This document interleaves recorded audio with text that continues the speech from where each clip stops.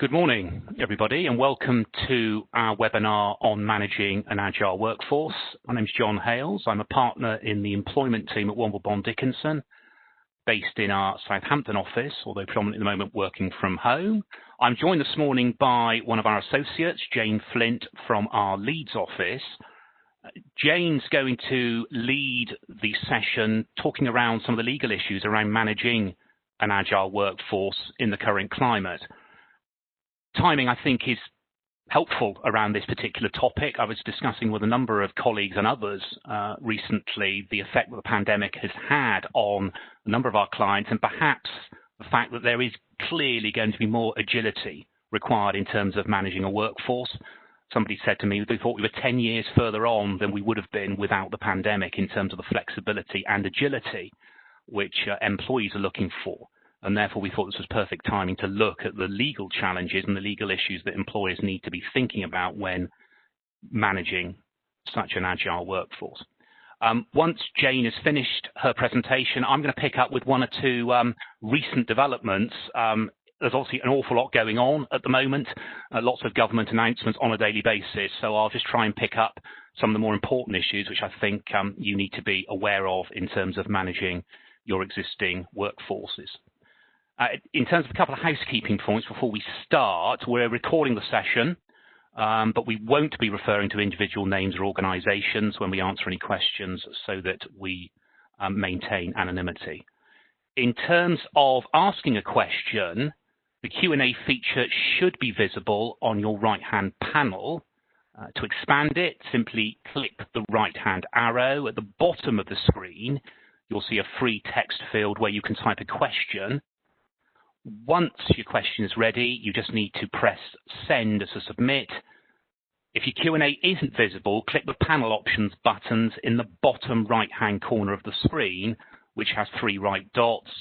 Q&A should then be an option at the top, and you'll need to click once to re-enable it. Feel free to submit questions during the webinar. We've had some prior to the session, and we'll try and pick up two or three at the end of the session.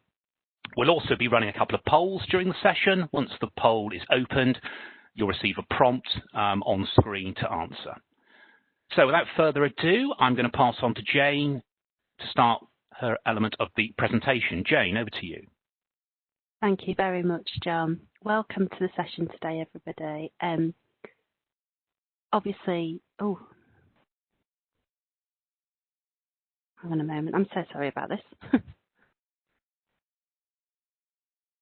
There we go. I was just thinking, why does it always work in the practice run and never in the live event? But I have got control of the slides, you will be pleased to know.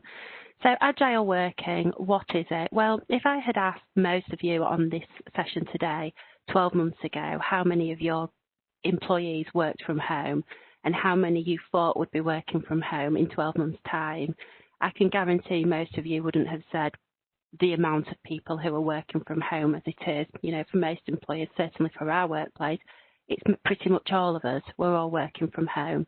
So as a consequence of the lockdown that started in March and the resulting situation that we are continuing to face and the ongoing lockdown that we will continue to face for the next few months, we have all been forced into a position where we have to, as much as possible, allow our employees to work from home. So home working is a certain working model, and it's a model that we're now all carrying out as part of our normal daily working lives. But the consequence of home working is often that it actually starts to lend itself towards a more agile way of working, consequential to things like people needing to manage work-life childcare issues, other commitments, maybe caring for elderly relatives or neighbours. And so people realise that they do have more time in the day. They have their office in their front room, so they can log off at 3:30 and do the school run and come back and pick up at 7 o'clock in the evening. And that leans itself to not just a home working way of conducting your work, but a more agile way of working. And that's certainly something that is becoming increasingly the norm. So what is agile working? Well, it's all sorts of different things. It has all sorts of different labels. Some people call it outcome-focused working, results-orientated working, remote working. Flexible working is arguably a form of agile working. And of course, A session on agile working wouldn't be a session on agile working without a definition. So I've provided for you a definition provided by Paul Alsop, who is the founder of the Agile organisation. Yes, people, there is such a thing. And he just explains that agile working is about bringing people, processes, connectivity and technology, time and place together to find the most appropriate and effective way of working to carry out a particular task. The Agile organisation say that it is about working within guidelines of the task, but without boundaries of how you achieve it. What the Agile organisation mean by that is traditionally people have worked towards a very rigid working model. So your contract says you go into the office between the hours of 9 to 5 with an hour for lunch. There may be some part-time variations to that, but generally people have an established working pattern. People could traditionally make a flexible working request to vary that pattern, but even within the remit of a flexible working request, it would be agreed between the employer and the employee what hours that or what way of working that person could work. So it might be that person could job share or they could do compressed hours and not work on a Friday, but they were still agreeing to work within a rigid pattern of hours of work. Agile working opens that up, and it's built on a culture of trust and a culture of allowing employees to not necessarily work set hours, but to be more outcome focused in their service delivery of that work. And I think that distinction is important for us all to realise when we think about our long-term measures and as well as our short-term measures. So what this session is going to be focused on today is looking at some of the issues that we need to be thinking about now, some of the issues to make sure that we're complying with the most pressing legal obligations that have arisen as a consequence of people working from home. But also we need to be thinking about our long-term projections. What kind of employer do you want to be? Do you want to be an agile employer in the future? Now is your opportunity to start looking at how that might work and how you might want to conduct that going forwards. So let's look at the initial issues, health and safety.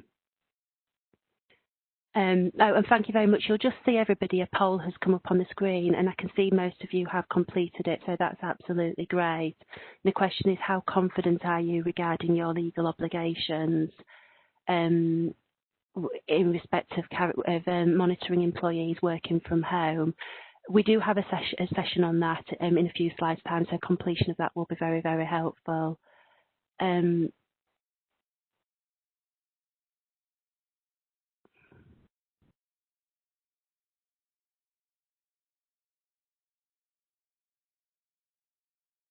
Okay, so every employer has an obligation to protect the health and safety of their staff, and that includes home workers, and that is set out in statute under the Health and Safety at Work Act 1974.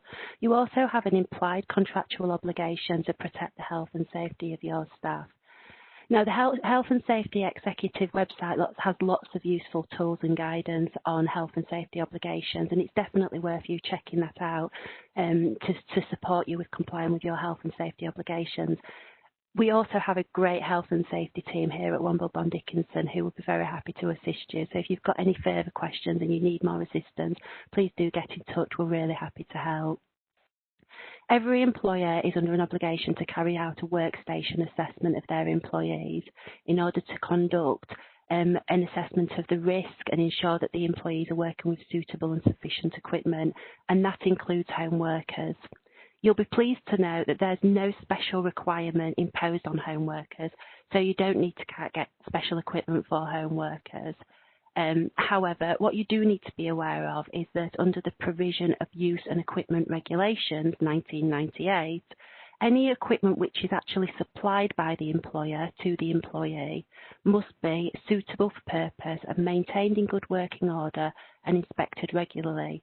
Most employers will be providing equipment to their employees to enable them to work from home, so you will have an obligation imposed on you as a consequence of that to ensure that the equipment is fit for use. Under the same regulations, there's also a requirement to ensure that there's sufficient lighting provided for the employee, and that includes people who are working from home. In addition to carrying out a workstation assessment, you're also required to carry out a display screen equipment assessment, otherwise known as a DSE assessment, where your employee, as part of their normal work, continuously uses a display screen for more than an hour or more a day. Now, most people who are working from home are going to fit within that category. The Health and Safety Executive does say that there's no increased risk from DSE work for those working from home temporarily. So in that regard, employers don't need to go out and immediately carry out a home working assessment. Two things I'd say in relation to that. Number one, what is temporary? Well, 2 months in March when you started having employees working from home, you might have thought that this was going to go on for no more than 2 months, and maybe 2 months was a temporary measure. People are not going to be returning to the office anytime soon. By the end of the year, people are still likely to be working from home. So you're talking about 9 months. Is that really temporary? Probably not. Secondly, the Health and Safety Executive does make an assumption that the equipment which the worker is working from at home is analogous to the equipment that they're using in the office. The reality is that's probably not the case. Many people might be working on laptops, they might be working from office stations that are not the same equipped as they are at home. They might have separate screens to their laptop, they might have separate screens to their keyboards, which is an issue that needs to be addressed from a health and safety perspective. So really, you want to be thinking about carrying out your workstation assessment and your DSE assessment pretty soon, really. It's a requirement for you.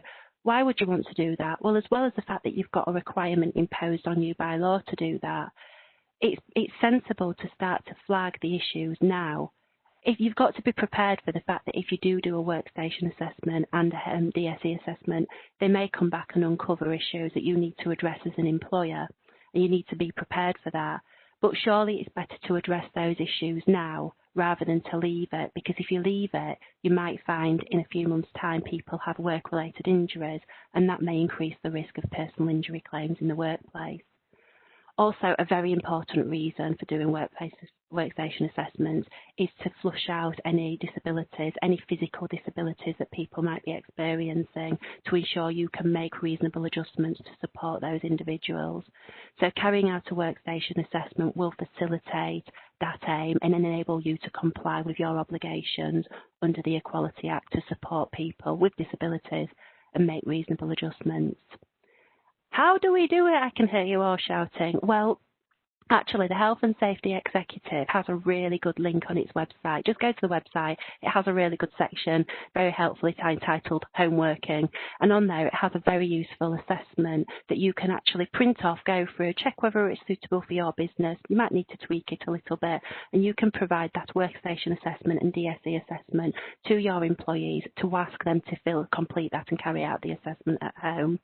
It's really important for me to say that that isn't the end of your job. You can't just do the assessment, get the information back, check it and go, it looks great, stick it in the personnel file. It should really be the starting point of ongoing dialogue with that employee to make sure that they filled in the form correctly, that there's no issues that they're not aware of, and to make sure that you are comfortable that there are no issues that you need to address. Lone working is something that you also need to be aware of. Now, you should be keeping in touch with lone workers. If you've got a lone working policy, you might want to revise it in light of COVID situations. And obviously, you want to be keeping in regular contact with lone workers. Now, the Health and Safety Executive does say that if contact with lone workers is poor, then they will start to feel disconnected, isolated or abandoned. And there are many people working from home who do not have family or support around them who are genuinely isolated. And as the DSE points out, this can affect stress levels and mental health. Which takes us neatly onto the next session, really, which is about disability issues. The difficulty with having workforce working from home is recognising mental health issues as they arise. We've spoken about the ability to recognise physical impairments through carrying out a workstation assessment. Recognising mental health is going to be much more difficult. When you're in an office environment, you might start to see trigger signs of somebody's mental health declining. It might start with their work being shoddy. Maybe their emails are not particularly great. Their work to their clients is not great. They're generally not meeting their outcome targets. But alongside that, you'll probably see a demise in their body language. They might come into work in a state of undress. They might be late for work. They're generally not chatty to their colleagues. And those signs trigger you to understand that there's some issue that you need to address. So alongside any performance management action that you might be needing, you think to take, you will also start to consider, does this person have any mental health issues? Do we need to give this person support? Does this person have a disability? And if so, what reasonable adjustments can we put in place to support them? It's just not the case with people who are working from home in this current climate. It's really easy for people to hide behind emails and telephone and try to avoid that as much as possible. Try to create a culture where people are communicating face-to-face as much as possible. The more uncomfortable it is for people, the more they will become isolated. People, even in the context of a Zoom call or a Skype call, can put on a brave front for the purpose of a half-hour Skype call, and you just don't know really what's going on behind the scenes. And CIPD has done some research into this, and the CIPD has shown that early research shows that there's a significant impact on people working from home, including fatigue, musculoskeletal conditions, poor work balance with people working extra hours because they can't switch off, reduced exercise, increased alcohol consumption, and all of these are leading to a decline in mental health in the workplace. Of course, you need to catch it and you need to address it, because you won't get the most productive workforce if you've got people with mental health issues. You want to be supporting people. You don't want your staff to be unhappy. And ultimately, a decline in mental health will lead to an increase in sickness absence levels. For many organisations already working under severe financial and operational constraints, having a significant number of people on sick leave and increasing the sickness absence levels is certainly not going to help. So what can you do to spot mental health issues and put in place support mechanisms? Well, one of the things that you can do is ensure that your managers are well equipped to deal with mental health issues in the workplace. It's going to be managers who are ultimately going to be responsible for keeping in contact with people. The first port of call for a manager might be where the manager starts to notice a decline in that person's performance. And in the office, ordinarily, the usual steps would be, okay, we need to start thinking about performance management. But in this kind of COVID situation, the first port of call should be, what's happening? What has happened to upset the balance between that person's personal life and work life, such that their work has been impacted? And what can we do as an employer to support that person? And it might be that the manager has to have a chat with them about relaxing their hours of work, maybe starting, finishing at different times, working different hours. And it might be that you need to relax some of your expectations. Maybe the KPIs need to be relaxed or something like that. It's a really difficult message to send when organisations are already operationally up against it. But it is also the right thing to do during this time for people who are struggling with mental health issues. Now, managers are only so good as the training they get and they receive, so you need to make sure that your managers are equipped to deal with these kind of issues in the workforce. Check and have a think, have your managers already received requisite training on things like mental health awareness, how to support people with stress in the workplace, how to be resilient, how to have difficult conversations, effective performance management. Of course, a very important one, have your managers already received training on ensuring that they understand how to make reasonable adjustments under the Equality Act. If not, then they certainly need to be thinking about getting that training in place to deal with these issues as they arise. If they have, maybe they need refresher training. Make sure that your managers are having regular contact with people. It might have been in an office environment or a workplace environment. There wasn't the same need for a manager to scope in regular supervision or welfare chats or whatever you want the contact to be called. You know, you decide what you want it to be called, but it might not have been necessary because they could see the employee, they could see how they were working, any performance issues would probably be flagged earlier. Now, in this situation, if the managers are not keeping in contact with people and they're only dealing with them through the remit of their work situation and not actually having a personal chat with that person, they won't recognise any mental health issues that that person's experiencing until much further down the line. And as well as obviously, of course, wanting to meet your obligations to make reasonable adjustments, what that also means is that you're not effectively performance managing that person. Performance management is a key word at the moment, and it's a really difficult and sensitive subject for many of our many of our clients, many people who I've spoken to, because they feel in a very difficult place. You want to make sure that you are still imposing performance management standards on your staff, but you also understand the need to have to relax expectations of staff. Where one of your staff is struggling, it's going to be really easy for managers to just say, well, I know that person's struggling, so I'll leave it and I'll address it in a few months' time. And then they leave it and then they leave it.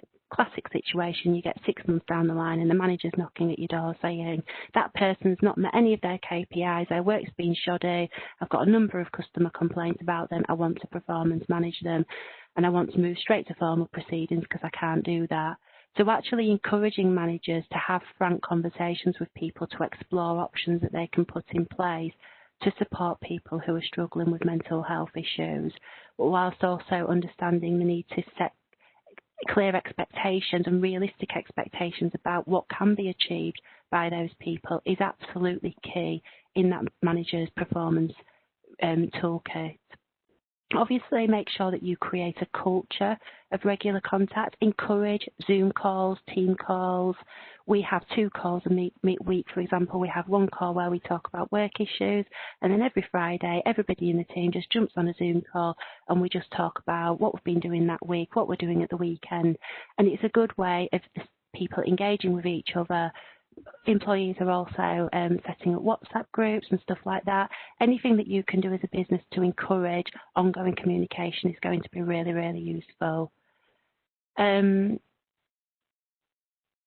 I think that's everything really. Apart from the only thing I really want to flag is think about things like mental health plans. Have you got a mental health plan? Have you got mental health champions? And have you got a mental health policy? If you don't, those 3 things are all things that you should certainly start to be considering. And the final thing is, what support do you have in place for people who are experiencing mental health difficulties? Do you have health and wellbeing services? Do you have counselling services? And if not, is it something that you think you should start to explore? Okay, moving on to the next section now, which is about monitoring and data protection and cyber security.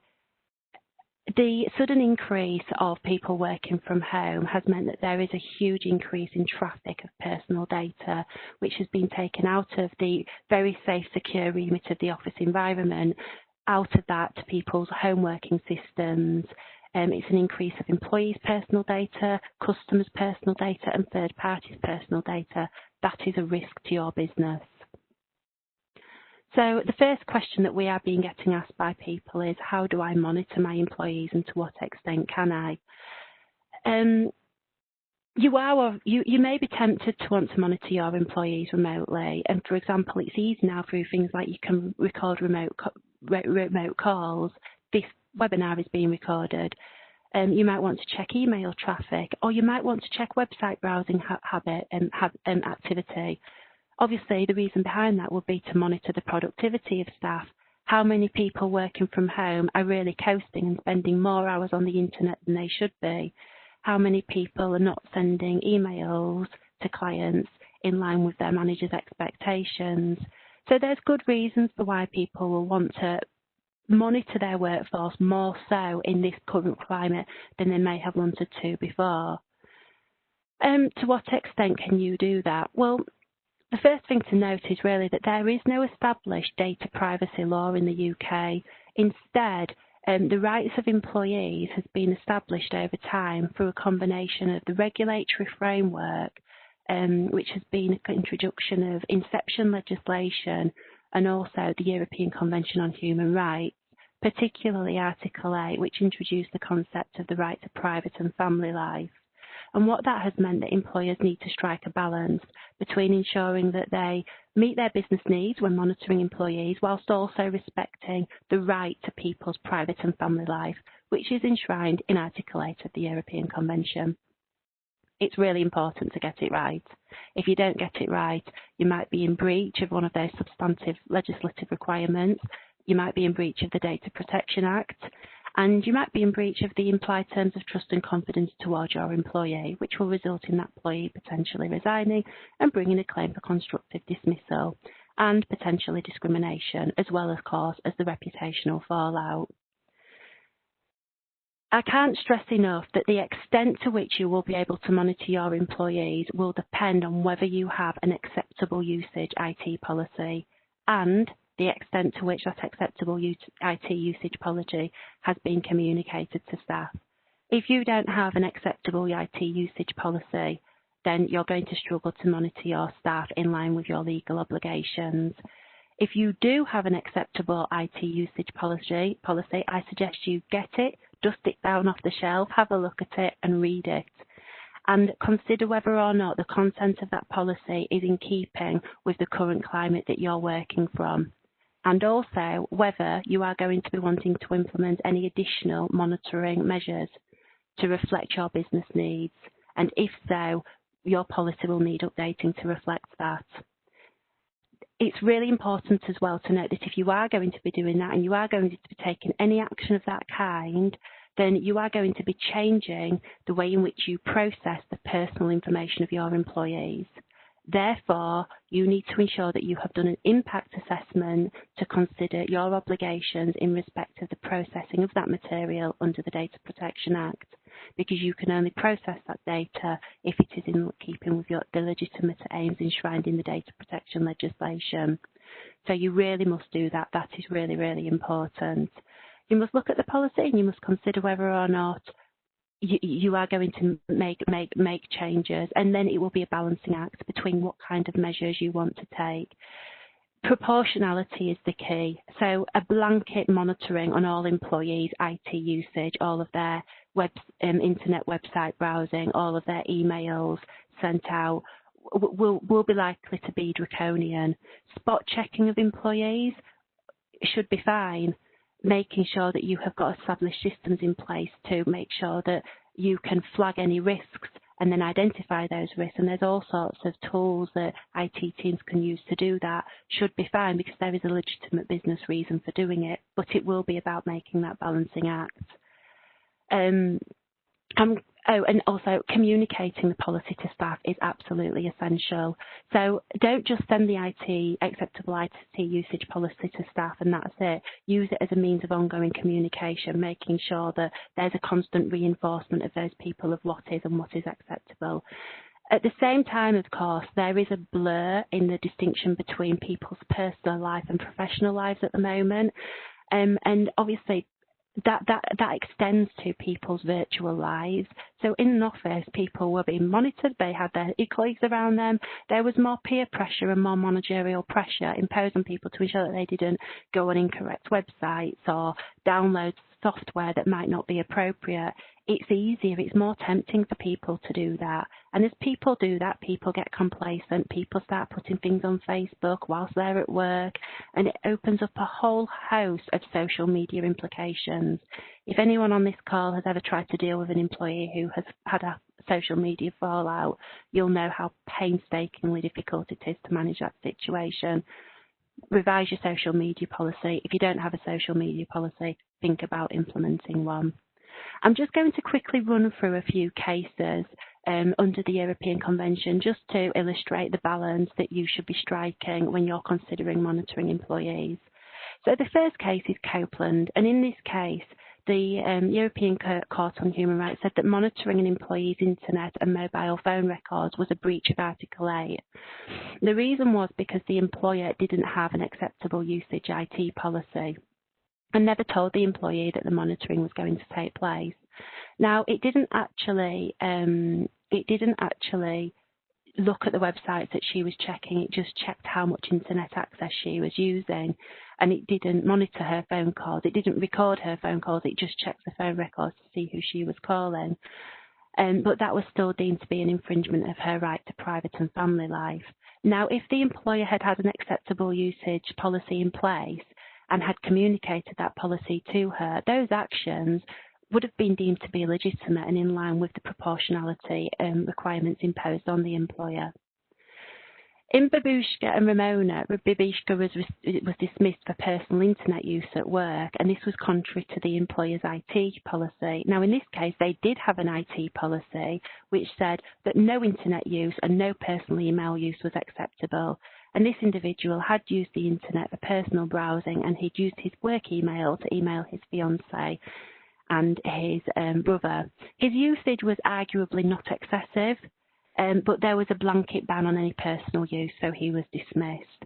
And the court actually deemed that that was excessive. They said that the employer cannot impose a draconian restriction on people using social media at work for any reason whatsoever. So actually, people might need to send a personal email from time to time, or might check the website to check their doctor's to get a telephone number for their doctor or something like that. And a carte blanche restriction will never be proportionate. In the case of Atkinson, Mr. Atkinson did have a reasonable expectation that his emails would be monitored by his employer because he had written the acceptable usage IT policy, and he was sending overtly sexual emails to his colleagues after being warned that his employer deemed such action to be inappropriate. Now, what he said was, "How dare you? They were personal emails between me and a colleague. I take great exception to you looking at the content of those emails. That's a breach of my right to private and family life." And the court said, no, it isn't. The employer was entitled to look at that material because it had given you plenty of warning of the expectations imposed on you and the behavioural expectations it required you to meet. You continued and disregarded those, and therefore it was entitled to use the tools available to it, including looking at your personal email content as part of its disciplinary proceedings. And there's been a recent case, which I should tell you about because it has been reported very recently, and it's in the last few weeks, BBC and Chief Constable of the Police Service of Scotland. Now, in this case, the Inner House of the Court of Session has ruled that it's not a breach for the Police Service of Scotland to use WhatsApp messages between police officers discovered on their smartphones as a basis for misconduct proceedings. The reason for that is because even though the WhatsApp messages may have been deemed to be personal between those officers, the content was racist, sexist, and completely homophobic and inappropriate. And obviously police are expected to adhere to certain standards. It is a breach of conduct that you would expect a police officer to adhere to. And so therefore, because the police officers had surpassed their professional boundaries themselves, it was right and proper that the police authority should use that material in order to proceed with disciplinary action. Data protection. I've covered data protection already in terms of impact assessment, but obviously you're also going to be exposed to a greater risk of the leakage of your client's data as people are receiving emails through their own personal laptops, if they're working on their own personal laptops, or just people just generally being complacent with the data. If people are working from home, do they have paper records? Really, what you need to be doing is reviewing your data protection policy at the same time as your acceptable usage and your social media policy.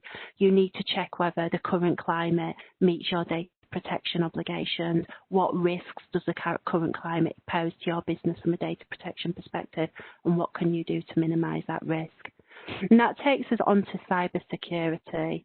Cybersecurity is a risk for businesses because people using their home equipment more often than not is more likely to result in people doing things like saving information onto their desktops, people just not being as careful with the information as they may be within a secure office environment. One thing that you should be thinking about is security of remote access. How does the information go from the server to the emails that the individuals are working on to the third parties that they're communicating with? Is it through a VPN? If not, really think about it. Individuals who are working from home have no guarantee that their internet access is secure. You could be sat working at home and your neighbour might be able to piggyback on your internet access and might have a whole window in which they can view your internet browsing usage, and they may be able to see emails that are going to and from as a consequence, including work emails with sensitive personal and commercial data. Operating through a VPN will, of course, minimise that risk because it will ensure that the traffic is within a secure portal rather than just being open for everybody to see. And, of course, there's an increased possibility of exposure to malicious software through things like people going, oh, I'll just stick this on my own personal memory stick, the memory stick being corrupted, or people thinking, oh, I'll just download this because it will help me with that program, and downloading a program which introduces a virus. So an IT assessment, making sure that your IT usage is equipped and suitable for use in this environment, is also a key thing for you to be doing. Okay, how much time have I got? Wow, I've been talking a long time. Let's carry on. I think I've got 2 more topics to cover, and then I'll be moving you back on to John. So, of course, a topic on agile working wouldn't be complete without me talking about childcare arrangements, would it? So in normal circumstances, prior to March, it probably wouldn't have been appropriate for an employer to allow an employee to work from home whilst also providing childcare. However, these are strange times, and that is certainly what many of us are doing. And many employers are having to adapt to completely new worlds in which this is becoming the norm. Most employees who have pet children will at some point experience a school lockdown or lack of support from external family members due to shielding, which means that they will have to balance working whilst looking after children. And in that situation, the reality is during these times as an employer, you do need to think about being flexible with your workforce. We spoke previously about managers talking to employees as part of mental health discussions, but that extends to this as well. Talking to employees who have childcare issues and discussing with those employees what those issues are that are impacting on them at work, and agreeing a way forward. So it might be that people need, flexibility to do the school run, or they can't do a full working day, or they pick up their day later on in the evening. All of those are measures that can be considered. There is a risk of direct discrimination if you don't act with flexibility towards people at this stage. It affects both men and women, but it's likely that statistics do show at the moment actually that women are currently more greatly disproportionately affected by lockdown than men. That being said, it's likely that both men and women will be able to bring claims if they feel that they've been discriminated against as a consequence of their child caring responsibilities. And of course, if you are not able to accommodate employees because of that, you are essentially making their work life untenable, and that could be a breach of the implied term of trust and confidence, which could result in a claim for constructive unfair dismissal. So quickly to run through here, what are the options? Well, again, train the manager. I'm not going to go that into detail because I've already said that, but agree flexibility, agree working different hours. They might be able to work a full day, reducing targets. It might be that the KPIs need to be reduced. It might be that deadlines need to be more flexible.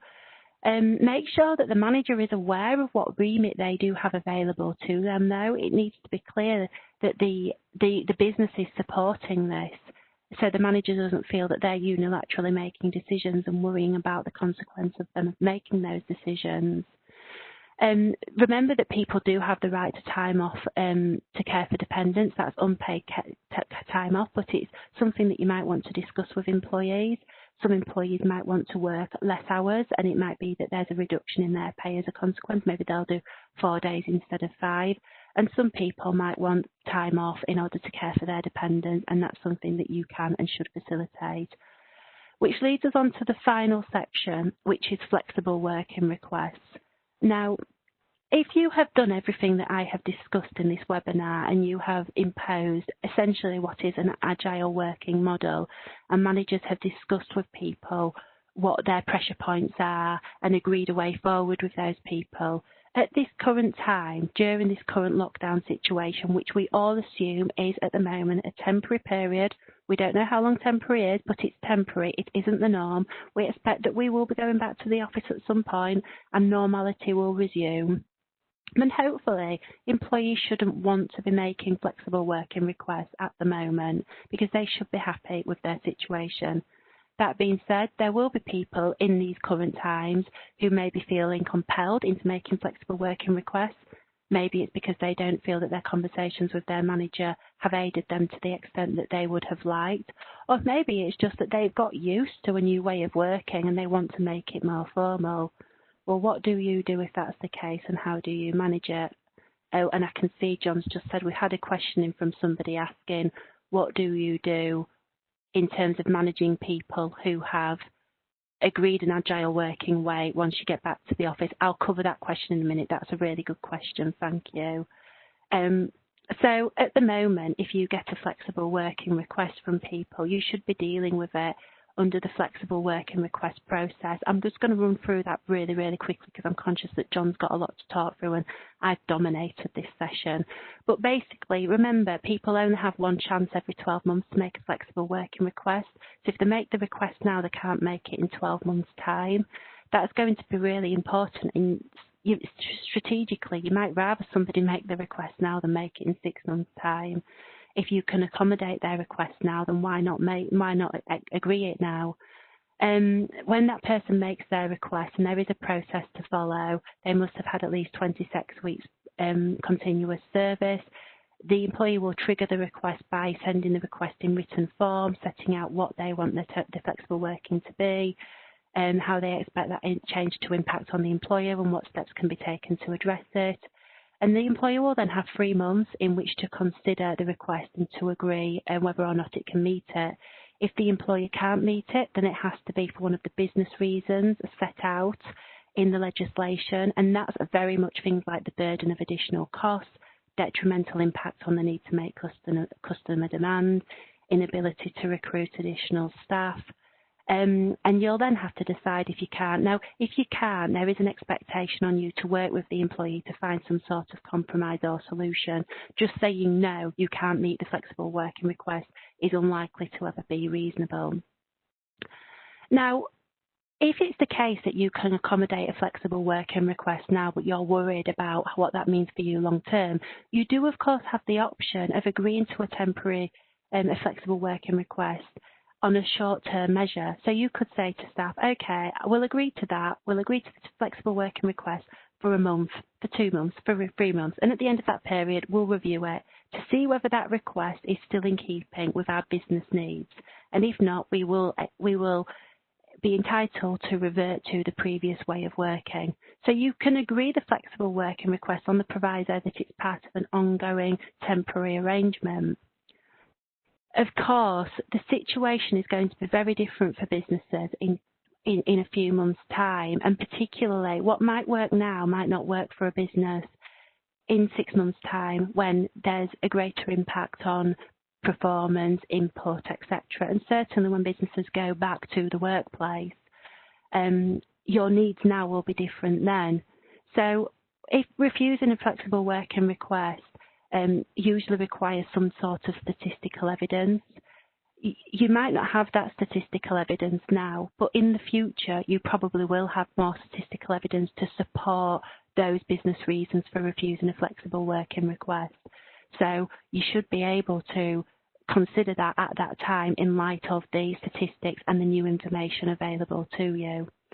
I hope that's okay. I could talk forever about flexible working. It's a really hot topic at the moment, but that's been a quick run through, and I hope that's been useful to you. And I'm now going to move over to John. Sorry, I've dominated the session and taken over, John. Thank you.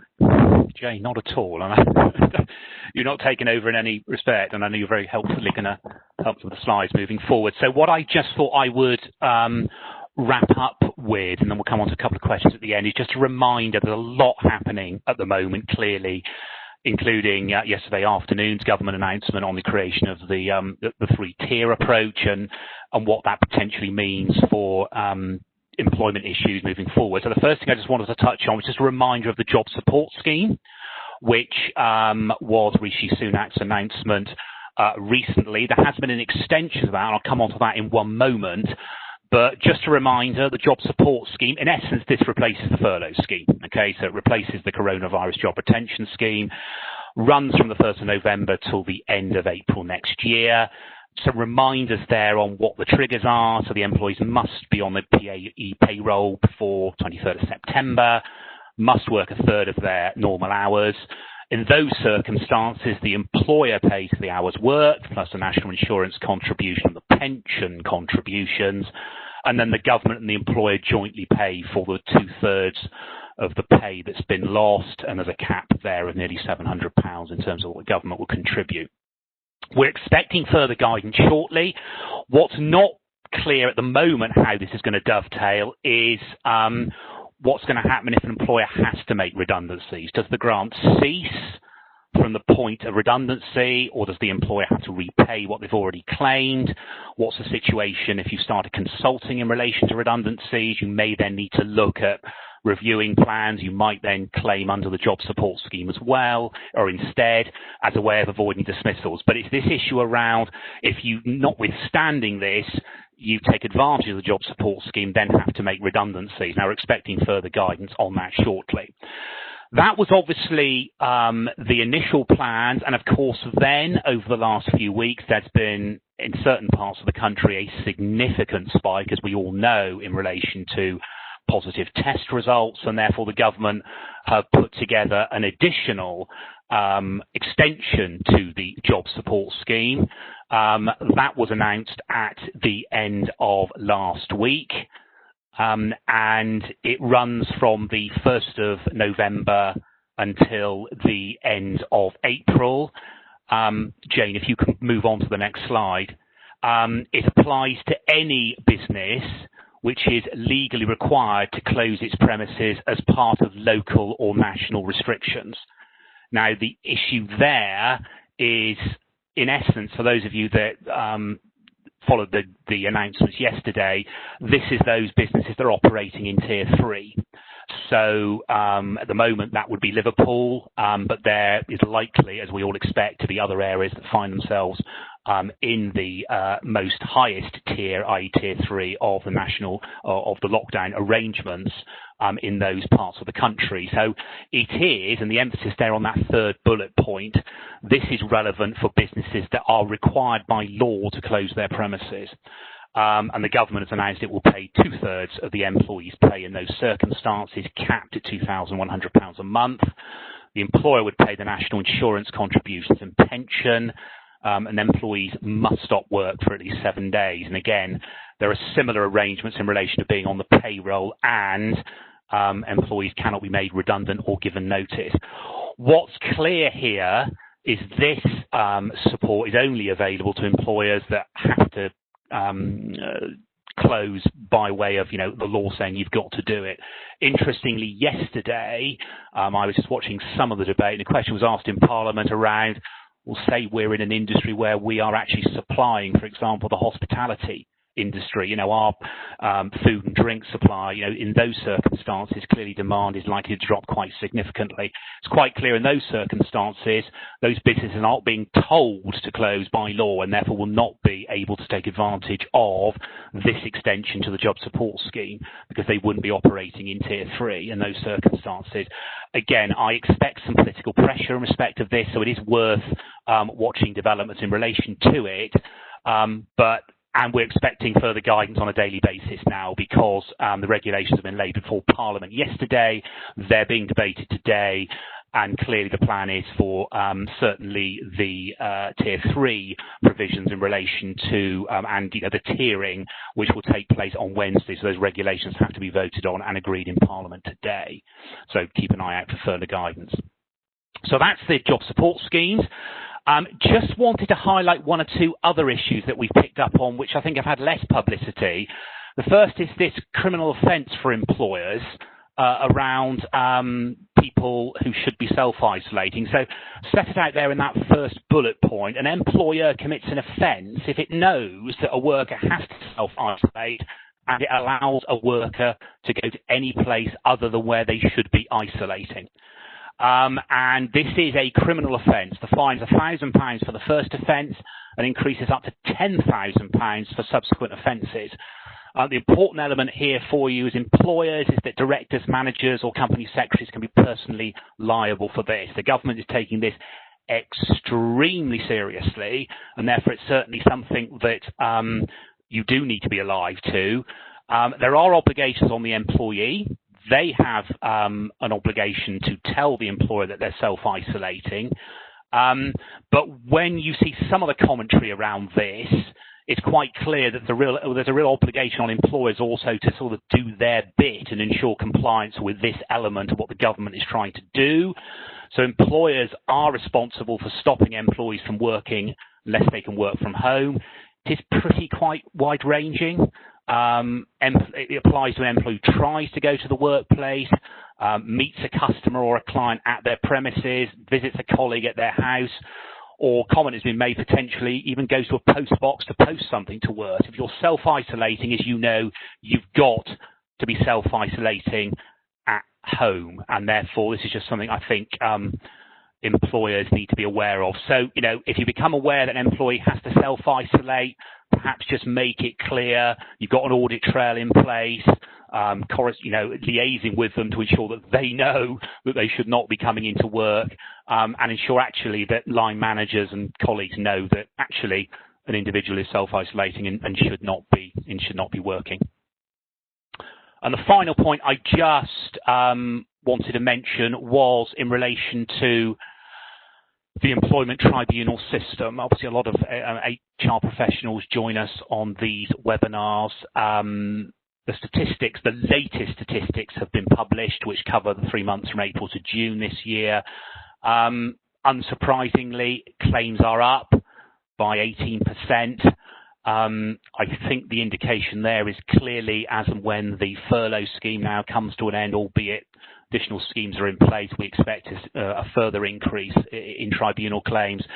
Disposals decreased by nearly a third, so there's an element here of claims being relatively stuck in the system. Clearly, it's difficult to deal with cases at the moment in the tribunal system, the need for social distancing. Certain tribunals, there are hearings taking place with appropriate social distancing measures in place. There are some tribunals that are being conducted virtually, but at the end of the day, there is clearly going to be a slowdown in the speed with which cases can be dealt with, and the outstanding caseload is now at 37,000, we suspect that's likely to increase. Just some interesting figures there around awards. The average unfair dismissal award nearly 11,000, and just a reminder, echoing really what Jayne was saying around potential issues around discrimination. Clearly, if you're dealing with discrimination issues, awards there can be very, very high, as is mentioned there, in terms of over £250,000, the highest award for disability discrimination during that relevant period.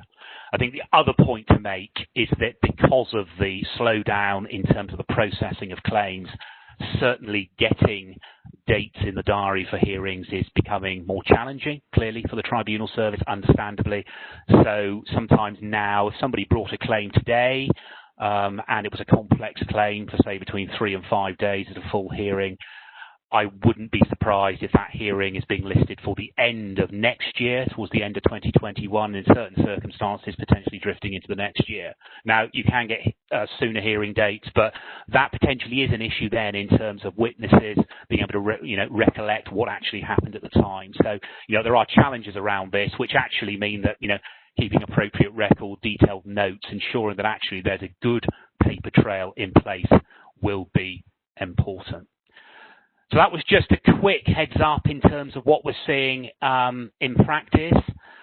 Thank you for those of you that have sent some questions in. We've got a few. I'm just going to pick a couple. And actually, Jayne, one of the questions I've had in, picking up on some of the issues you were discussing, somebody's asked, what would you advise if we suspect actually that an employee is really struggling with his or her mental health, but actually the line manager speaks to that person every week and says that he's fine? What do you think the things that actually an employer needs to be looking at in those circumstances?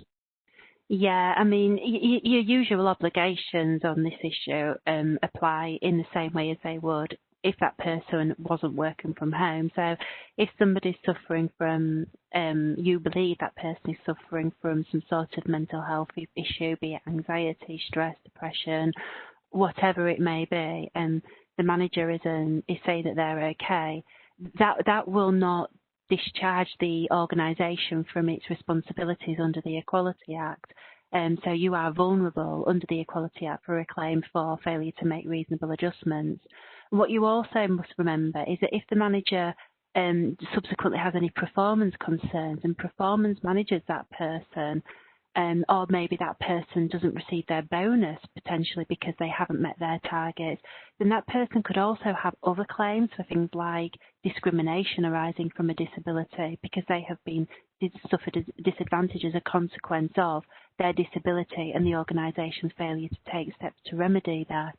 So you are exposed, and what should you do about that? Well, you should support the manager to make sure that the manager understands their legal obligations. Does the manager need to go on some sort of training session to understand what they need to do? I spoke about that previously. Make sure the employee has definitely had an occupational health assessment so that you have clarified any issues and any steps that you can take to support them. It shouldn't be the manager's choice. It should be an occupational health giving that advice. And if you have to come to it, make sure that you are maintaining regular catch-ups with that employee, or certainly pressing the manager to make sure you're in the room during those conversations. John, have you got anything to add on that? No, I think that's fine, Jane. And interestingly, I've got a final question which has also come in, but I'm just also going to refer to the latest poll that we ran. Thank you for those of you that joined that and answered the question. When the pandemic is over, how do we anticipate people working? In a nutshell, fascinating. 3% think employees will be working in the workplace all the time. 3% think they'll be working at home all the time, and perhaps understandably, nearly 85% a mixture of the two. And that back to that sort of new normal, and that's obviously a horrible expression, but in terms of what it's looking like moving forward. On a similar theme, Jane, final question. Somebody's asked, once the government advice perhaps is adopted or adapted rather, that perhaps people can be encouraged to return to their offices whenever that may be. What should employers and what's the legal position if you get an employee that actually says, I have no intention at all of returning to the office and I want to permanently work from home? How would you deal with that, Jane? Yeah, it's interesting, isn't it? Because like I said previously, what you're doing now and accommodating now isn't necessarily going to be a reflection of what your business needs will be long term. If somebody is saying that they're not coming back to work, the first thing you should do is explore with that person what the reasons are. Is it that person has some sort of childcaring responsibility? Is it that they're suffering from some sort of anxiety? People will be suffering from anxiety and will be struggling to come back and face people. Or is it just purely that they've just got used to working from home and they like it? And in that case, you're entitled to have that discussion with that employee. You're entitled to try to accommodate any measures that you think are reasonable, particularly remembering your obligation to make reasonable adjustments. But you're also entitled to impress upon people your expectation of where they can work and any evidence you can use to support why that is operationally and objectively required for the needs of the business will put you in a really good position in having that conversation. So I spoke previously about statistical evidence, but just general business reasons to support your arguments will be key really in having those conversations. And of course, remembering people have the option to make that flexible working request. Once you've gone down that formal route and people have started making a flexible working request, that enables you to respond it by way of considering those business reasons for why you might not be able to accommodate that request. Thank you, Jane. Agree entirely. And there's no doubt that the clients that I'm talking to have no doubt we will be returning to a mixed model. Some people working from home from time to time, others in the office from time to time, and perhaps actually using that time in the office to work more collaboratively to ensure actually that when people are in the office, there's a good reason for them to be there. It's very interesting, isn't it, that only 3% of people envisage their staff returning to the office permanently. Most people do envisage their staff carrying out a combination of the two. It's really, really interesting statistics. Indeed. Thank you, Jane. Thank you, everybody. Thank you very much for joining us today. I hope you found that helpful. We will circulate a recording very soon together with various other articles which we will send out from time to time. We've got another webinar lined up towards the end of November, and we'll think about the content of that webinar. Any other comments that you have, thank you very much. There's a short feedback questionnaire which we'd be grateful if you could complete. And one of the reasons for that is for the next webinar at the end of November, we want to try and ensure that actually the topic is particularly relevant to you. So any comments you've got, that will be most appreciated. In the meantime, thank you very much indeed. Thank you. Thank you, everybody.